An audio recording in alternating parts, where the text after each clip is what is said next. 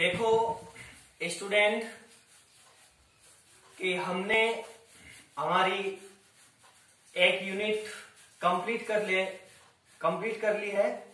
एक यूनिट में आपके चैप्टर नंबर 4 हो गए, 1, 2, 3, 4 इलेक्ट्रिक फील्ड, गाउस नियम, इलेक्ट्रिक पोटेंशियल और इलेक्ट्रिक कैपेसिटेंस। और ये आपके बोर्ड की कक्षा में 7 अंक के आएंगे। कितने अंक आएंगे आपके? 7 अंक के। एक यूनिट हमने कंप्लीट कर ली है, यूनिट थी आपके स्थिर वैद्युतियों की। और आज हम याद करेंगे कि एक न्यूमेरिकल क्वेश्चन पर लेके थोड़ी सी चर्चा करेंगे। न्यूमेरिकल क्वेश्चन पर वैसे 7 में मतलब न्यूमेरिकल क्वेश्चन कराने का मेरा तरीका अभी थोड़ा चेंज रहेगा, और क्लास में मैं न्यूमेरिकल करवाता हूँ, थोड़ा सा अलग तरीके से करवाता हूँ। क्लास में न्यूमेरिकल जैसे हेडिंग पूरी कंप्लीट हुई, उसे अगले दिन या उसी दिन आपकी वापस मतलब न्यूमेरिकल क्वेश्चन हो जाता है। लेकिन आज थोड़ा सा ऑनलाइन क्लास में थोड़ा सा मैं अलग से लूंगा। पहले तो सारी डेरिवेशन करवाई थी, आज न्यूमेरिकल लूंगा। तो चैप्टर नंबर 1 का ही आपका एक न्यूमेरिकल क्वेश्चन है कि एनसीईआरटी बुक के पेज संख्या 10 पर एक उदाहरण नंबर 12 है। तो देखते हैं कि वो क्वेश्चन क्या है। पहले क्वेश्चन लिखते हैं कि उदाहरण नंबर 12 भी लिख सकते हो आप, ऐसे भी एनसीईआरटी बुक का 12 है कि एक वर्ग जिसकी भुजा की लंबाई, एक वर्ग जिसकी भुजा की लंबाई, एक वर्ग जिसकी भुजा की लंबाई a है, वर्ग के प्रत्येक शीर्ष पर, वर्ग के प्रत्येक शीर्ष पर Q आवेश उपस्थित है,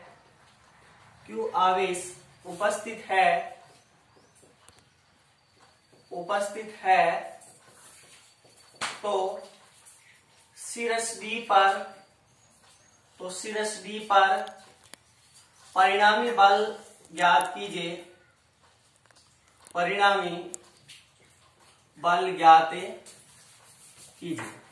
ये आपका क्वेश्चन है कि तो परिणामी बल ज्ञात कीजिए। एक वर्ग जिसकी भुजा की लंबाई a है, क्योंकि वर्ग में चारों भुजाएं क्या होती है, आपस में समान होती है।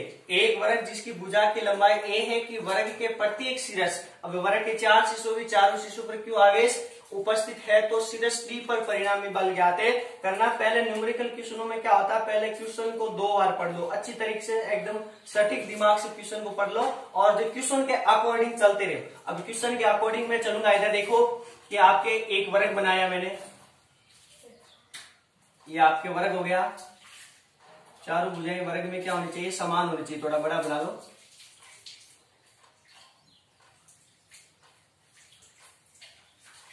ये हो गया आपके पास वर्ग हो गया। वर्ग में 4 शीर्ष लेना है, A, B, C और D। चारों शीर्षों पर ही आपको समान आवेश लेना है, Q आवेश, और इस पर भी कौन सा आवेश, आपके Q आवेश। और इस आपके इस बिंदु D पर, शीर्ष D पर परिणामी बल आपको ज्ञात करना है। चारों की भुजाएं क्या समान है, A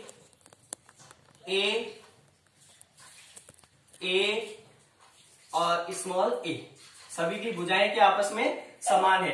अब आपको इधर देखोगे कि A से शीर्ष A के कारण D पर जो बल लगेगा वो इधर ही लगेगा, और वो कितना लगेगा, मैंने मान लिया FD है, कितना ऊपर की ओर FD है। और इस बिंदु B के कारण, बिंदु C के कारण इस बिंदु D पर बल लगेगा, वो इस दिशा में लगेगा, और वो लगेगा FDC। क्या लग जाएगा, FDC लग जाएगा। और बिंदु B के कारण इस पर जो बल लगेगा, इन दोनों बलों के परिणामी बल के समान लगेगा। ध्यान में आने में क्या बोल रहा हूं कि FAD और FDC के परिणामी बल के क्या लगेगा, बिंदु B के कारण क्या लगेगा, समान बल लगेगा। तो क्या हो जाएगा, FAB और D। आगे बात समझिए, परिणामी बल। अब देखो यहाँ पे 90 डिग्री कौन बन रहा है, तो ये संपूर्ण 90 का, तो ये 45 का हो जाएगा। तो ये 45 का पूरा कितना हो जाएगा, तो ये 45 का, तो ये भी कितने डिग्री का हो जाएगा, 45 का। लेकिन FDA और FDC के मध्य कितने डिग्री कोण बनेगा, ये 90 डिग्री का कोण बन जाएगा। अब आपको क्या ज्ञात करना है कि इस पर परिणामी बल ज्ञात करना है। क्या ज्ञात करना है, इन पर परिणामी बल ज्ञात करना है। तो लिखूंगा कि त्रिभुज है ए बी डी में समकोण त्रिभुज है, 90 डिग्री कोण वाला त्रिभुज एबीडी में पाइथागोरस प्रमेय से, पाइथागोरस प्रमेय से वो क्या होता है कि कर्ण का स्क्वायर बराबर लंब स्क्वायर प्लस के आधार स्क्वायर। तो कर्ण का मतलब कितना है आपके पास बीडी, बीडी का स्क्वायर लंब आपके पास ए स्क्वायर प्लस के आधार ए स्क्वायर, यही है लंब आपके ये रहा और आधार आपके ये दोनों की मान है। तो बीडी का स्क्वायर बराबर ए स्क्वायर प्लस के ए स्क्वायर, तो बीडी बराबर 2a स्क्वायर। तो बीडी ये बीडी स्क्वायर बराबर था तो क्या हो गया कि √2a या a √2। तो बीडी का मान कितना आ गया, इस भुजा का मान आपके पास कितना आ गया बीडी का a और √2। अब इन पर प्रत्येक पर लगने वाले बल का मान ज्ञात करते रहो। लिखूंगा बिंदु शीर्ष से, शीर्ष बिंदु C के कारण D पर लगने वाला बल वही FDC बराबर आवेश दोनों का समान है। तो आपने कूलाम में पढ़ा होगा K Q1 Q2, तो आवेश दोनों में समान, दोनों आपस में क्या हो जाएंगे, जुड़ जाएंगे, K Q का स्क्वायर बट्टा दूरी क्या आपके पास A का स्क्वायर, दूरी FDC के मध्य कितनी है A। इसी प्रकार शीर्ष बिंदु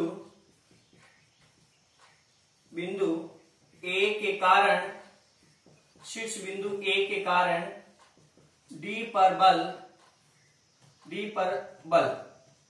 अब D पर बल कितना हो जाएगा कि F है AD बराबर, अब पहले तो इस बिंदु C के कारण इस पर बल FDC लगाया था, बिंदु A के कारण इस बिंदु D पर F है D है, तो यहाँ F है DA, वो कितना हो जाएगा, वो सेम हो क्योंकि आवेश समान है, प्लस Q, तो कितना हो जाएगा FDA बराबर K Q का स्क्वायर बट्टा स्मॉल a का स्क्वायर, दूरी दोनों आवेशों के बीच की कितनी है, स्मॉल a स्क्वायर।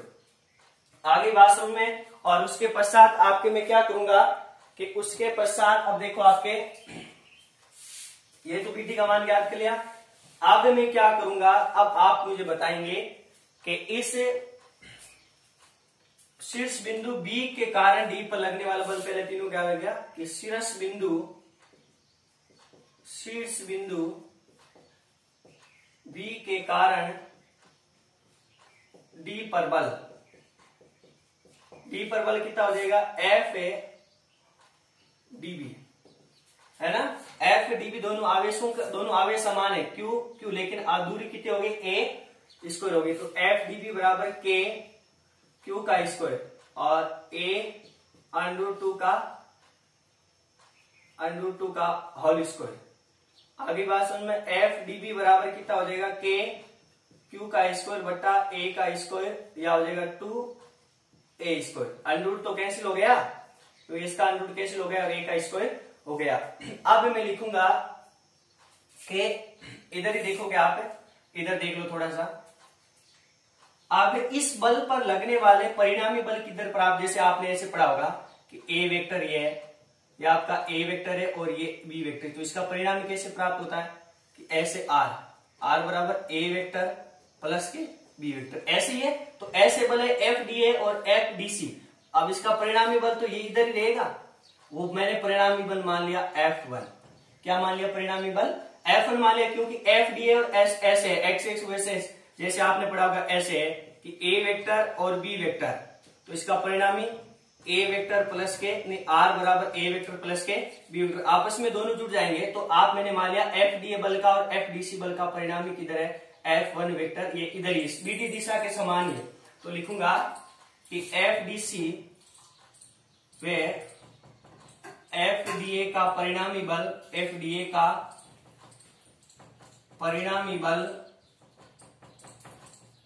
F1 मान लिया, तो F1 बराबर दोनों परिणामी आपस में क्या हो जाएंगे। अब परिणामी बल ज्ञात करने के लिए आपने एक सूत्र पढ़ा होगा कि 11th क्लास में जो चैप्टर नंबर 2 है प्रारंभिक गणितीय संकल्पनाएं, उनमें गणितीय विधि से आपको दो परिणामों का जो सदिश परिणाम ज्ञात करने का जो फॉर्मूला आया था वो आपके वैसे था। तो यहाँ पे f बराबर f1 है, यहाँ पे तो क्या था f1 का स्क्वायर प्लस के f2 का स्क्वायर प्लस के 2f1 और f2 cos थीटा, ये फॉर्मूला था। और इस फॉर्मूले को मैं यहाँ लगाऊं तो f1 की जगह मेरे पास क्या है एफ डी ए का स्क्वायर, वो भी अनरूट में था, सॉरी इसमें अनरूट में, तो एफ डी ए का square plus F D A का स्क्वायर एफ है डीसी का स्क्वायर प्लस के एफ डी ए और F D C cos theta. आगे बात समझ में, तो F1 बराबर अंडर रूट। अब आपके देखो इस एफ डी ए और एफ डी सी के बीच में कोण कितने डिग्री का बन रहा है 90 डिग्री का, तो कोस 90 का मान रखा, कोस 90 का मान कितना होता है 0, तो ये पार्ट संपूर्ण क्या हो जाएगा इधर वाला 0 हो जाएगा, संपूर्ण 0 हो जाएगा, कोस 90 का मान 0। पीछे क्या बचा एफ ए डी का स्क्वायर प्लस एफ है डीसी का स्क्वायर, तो F1 बराबर कि अंडर रूट है 2। अब दोनों आपस में देखो इनकी दिशा अलग अलग है, एफ डी ए की इधर देख लो कि एफ डी ए और एफ डी सी की दोनों की दिशा अलग अलग हो गई, एक की दिशा उधर हो गई, एक की दिशा इधर है, लेकिन इनका परिणाम क्या है के क्यू वन का स्क्वायर ए के क्यू वन का स्क्वायर बटा ए स्क्वायर, परिणाम समान है। दोनों की दिशा क्या आपस में क्या लिख सकता हूं मैं कि इसकी जगह लिख सकता हूं मैं कि एफ ए डी की जगह क्या लिख सकता हूं एफ डी सी लिख सकता हूं।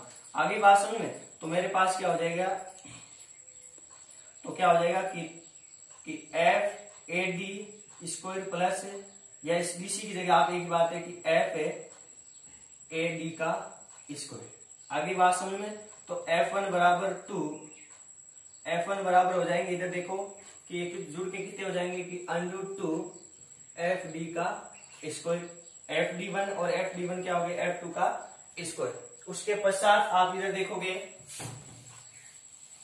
कि F1 बराबर कि 2 बार ले लिया √2 एफ डी, कितने हो गए कि 2 क्या ले लिया मैंने 2 तो √2 से बाहर आ जाएगा, तो बाहर हो गए, और एफ डी का स्क्वायर ये भी क्या हो जाएंगे एफ डी, तो F1 बराबर 2 इंटू एफ डी, और एफ डी का मान F A D sorry F D A का स्क्वायर, तो एफ डी ए का square F A D A.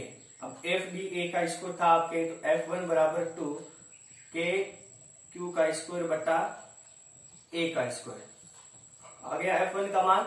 अब आपको इस पर लगने वाले परिणामी बल का मान ज्ञात करना है। अब इस बिंदु डी पर परिणामी बल, एक तो इन दोनों आवेशों के कारण परिणामी बल F1 और एक बी के कारण इस पर परिणामी बल, तो दोनों आपस में दिशा एक है, तो आपस में ये क्या जुड़ जाएंगे, आपस में जुड़ जाएंगे, तो इस पर परिणामी बल क्या हो जाएगा कि F1 पर लगने वाला बल प्लस एफ डी डी पर लगने वाला बल। आगे दोनों के कारण, क्योंकि इसे एफ डी ए और एफ डी सी कारण सिर्फ दोनों के कारण F1 मान लें में, तो हो जाएगा कि परिणामी बल अतः बिंदु डी पर परिणामी बल मैंने मान लिया एफ है डी, इस बिंदु डी पर परिणामी बल क्या मान लिया एफ डी, तो एफ डी डी बिंदु पर लग रहा है, तो F1 प्लस के एफ ए डी। आगे बात समझ में, तो देखो एफ डी बराबर F1 का मान रखा, तो 2 KQ का स्क्वायर बटा ए स्क्वायर प्लस एफ डी का मान रखा। आपस में जुड़े क्यों आपको पता है क्या, आपस में मैंने इसलिए जोड़ा तो आपको दिखाई दे रहा है कि एफ डी ए और एफ डी सी का जो परिणाम है वो भी इस एफ बी डी के अनुसार ही क्या होता है उसकी दिशा में हो जाता है, तो दोनों आपस में जुड़ जाते हैं। तो इस बिंदु डी पर एक F1 लग रहा है और एफ डी सी लग रहा है, तो इधर देखो तो एफ ए डी बराबर, अब दोनों में कॉमन क्या दिखाई दे रहा है के क्यू का स्क्वायर बटा के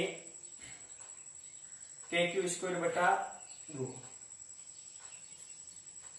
√2 रहेगा यहाँ पे, तो F1 का मान था ना आपके वहां √2 रहेगा, फिर सिर्फ ये बार आएगा √2 बार आ गया, फिर इसका स्क्वायर √2 बार आएगा।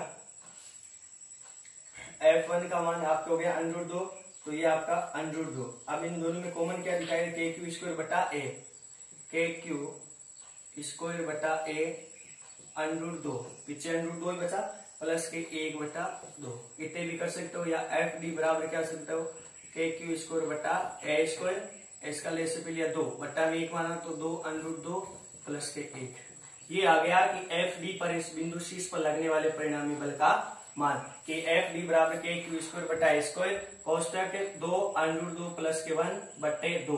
यहाँ पे देखो यहाँ पे क्यों लिया, क्योंकि देखो 2 को तो बाहर ले लिया कि F1 बराबर तो अंडर 2 आ गया, क्योंकि 2 का तो अंडर 2 ही रहेगा बाहर लिया तो भी, लेकिन इस पर से अंडर हटाया तो इसका क्या हो गया, इसको हट गया। तो देखो F1 बराबर अंडर 2 और एफ डी ए का मान रख दिया के क्यू स्क्वायर बटा ए।